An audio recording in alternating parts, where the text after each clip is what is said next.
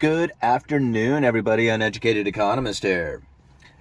So, I was just reading this article talking about Delta Airlines and how they plan on cutting 100 trips out of their summer schedule because too much demand.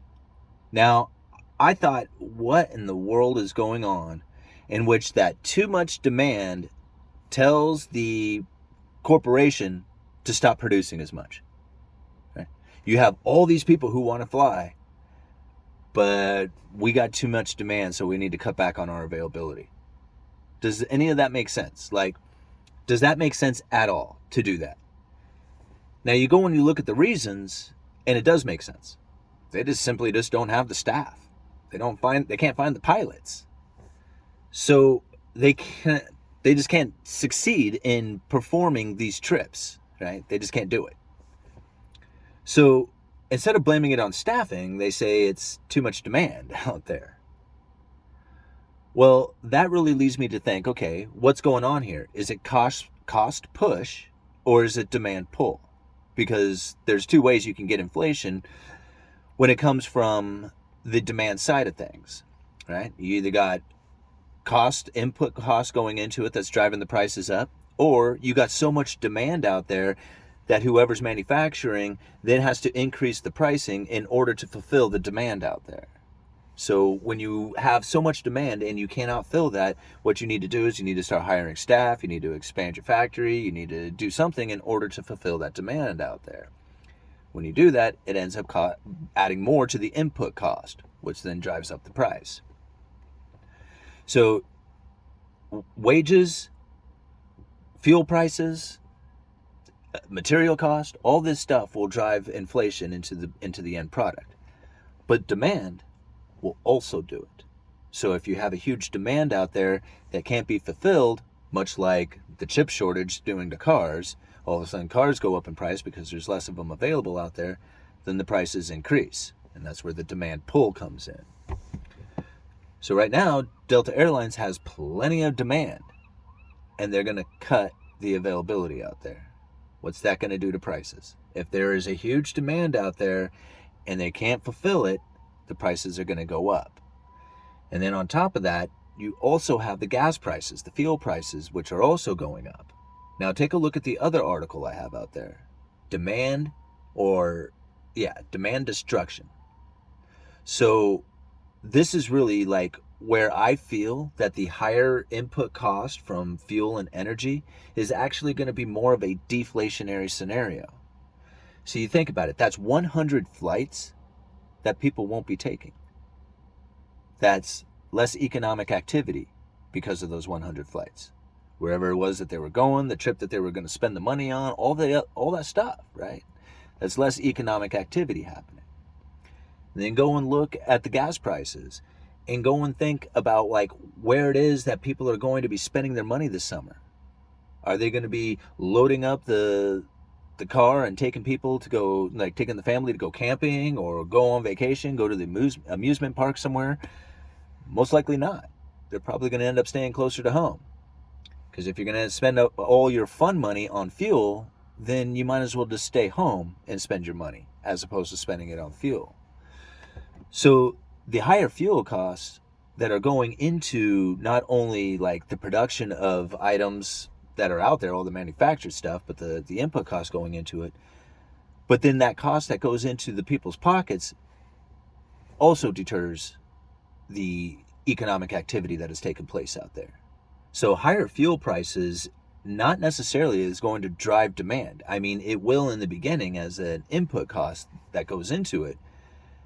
But if the demand out there is waning, like there's just not as much people out there willing to buy cars and TVs and stuff like that, well, then you're going to find that the input cost that goes into it really isn't going to make much difference, even if the gas goes up, because people are just going to stop buying it.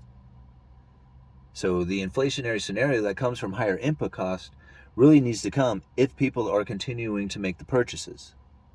But that's not really what's happening now. See, people are looking to spend their money on experiences.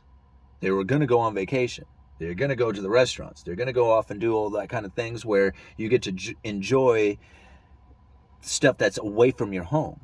Like they want those experiences. For the last 2-3 years, well, 2 years anyway, everybody's been sitting at home, locked down at home, not doing anything. So they're tired of that. And buying a new TV or buying new furniture or buying exercise equipment is not really something that they're very interested in right now. But they are interested in going to a concert. They are interested in going to the ball games. They are interested in getting those experiences. But if the flights are getting canceled, then they're not going to be able to go on those things. And that's less economic activity taking place. This will create a deflationary scenario. I know it will.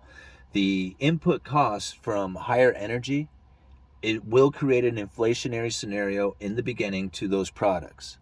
But because that will also hold back on purchases by people because they just don't want to spend the higher prices on it, it will slow the economic activity. It will slow the transactions. You got to think, like, it doesn't really matter how much. Like, just take 2x4s, for example, right? I sell 2x4s for a living. If you have 2x4s for $3 a piece and you sell 300 2x4s, right, you're going to sell $1,000 worth of 2x4s if you sell 300 of them. That's a lot. That's a lot of transactions. I mean, if you sell it all in one, that's one transaction, but most likely, you might sell 300 2x4s in, say, 30 different transactions. But the point being behind it is that $1,000 will buy a lot of 2x4s. Now, you take $1,000 to go buy 2x4s, you're going to get like 100 2x4s. So the amount of purchases that $1,000 can do down at the lumberyard is a whole lot less. That's less economic activity going on. So if you're only selling 100 2x4s as opposed to 300 2x4s, well, then you're not going to sell as much siding. You're not going to sell as many nails. You're not going to sell as many, as much paint. You're not going to sell all the stuff, right? That all slows down as well. That's the economic activity that I'm talking about. So yes, higher prices in fuel will cause inflation into the products, but the slowdown in economic activity will be far greater, and in the end, the prices will come down because of it. You will have a deflationary scenario as less economic activity is actually happening out there.